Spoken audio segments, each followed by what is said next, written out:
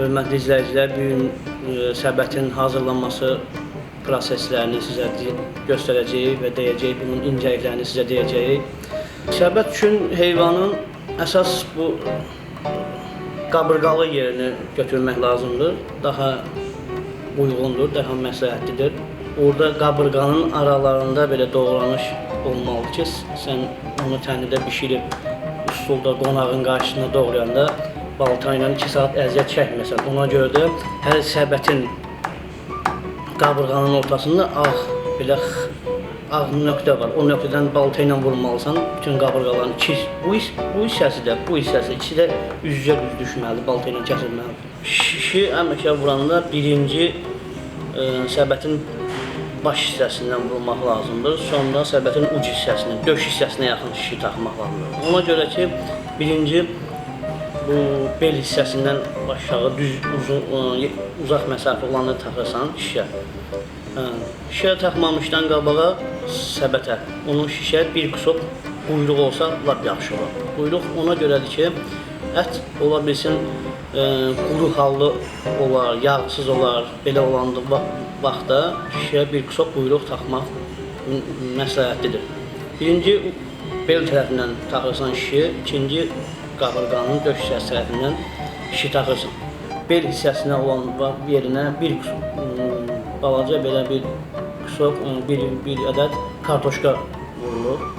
O bir tərəfindən 4, 5, 6 belə kartoşka vurmağınız məsləhətlidir. Bu kartoşka da ona görədir ki, əgər sizin beli doğrayan vaxtı əlinizdən balta istədiyiniz yerə dəyməyib, biraz qabağa dəyibsə, təndirdə belə ki, o bel yalqışqa hissəsində məsafə az olduğuna görə oranın əti tez bişir və tez ayrılır ət bir-birindən. Ona görə də o kartoşka ondan ötər ki, pişəndən sonra kartoşka təndirə düşməsin.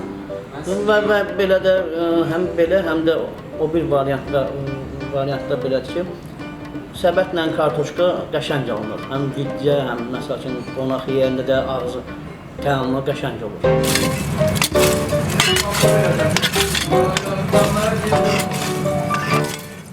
Duz, istiot vurulur ən çox. Başqa ədviyyat təndirə girincə heç nə vurulmur, ancaq duz istiotdur. Səbəti atırıq təndirə. Birinci, səbətin çöl hissəsini yox, ya da içəri hissəsini yox, bel, döş hissəsini birinci közə yaxın, közə tərəf qoymaq lazımdır. Döş hissəsi bişsin. Ora bişəndən sonra çeviririk bel hissəsini qoyuruq közə yaxın, orada bişir.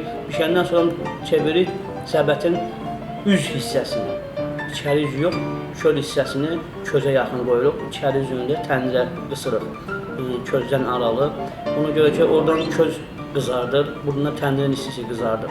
5 dəqiqə, 10 dəqiqə keçir, sonra gəlib təndirin ağzını açıb baxırıq. Yox, belə eləmək lazımdır. Çünki səbət tərkibində olan yağ axır təndirin içərisinə, orada başlayır alışma verməyə, yağ yanır, səbətdə qaralır, üstü piskinə düşür. Ona görə də səbəti təndirə atandan sonra onu hər 2 dəqiqə, 3 dəqiqə belə müəyyən vaxtlardan baxmaq lazımdır ki, səbət alışmasın, yanmasın.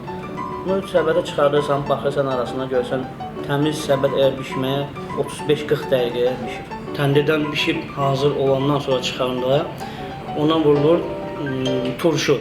Alça turşusu da ola bilər, zoğal turşusu da ola bilər, əzgir turşusu da ola bilər. Turşularından sonra aparırıq. Məsələn, qonağın qarşısında, qonağın qabağında, stolun başında biz səbətimizi doğrayırıq. Doğrayandan sonra özünün qabına yığıb, qonağa stolun üzərinə qoyuruq. Qonağa da xoş olur, bizə də xoş olur. Qonaq özü də görür ki, onun səbəti bütövdür, gətirib gözünün qabağında doğrayırıq. Elə yerlər var, məsələn, səbəti doğrayırıq, içəri kuklanda.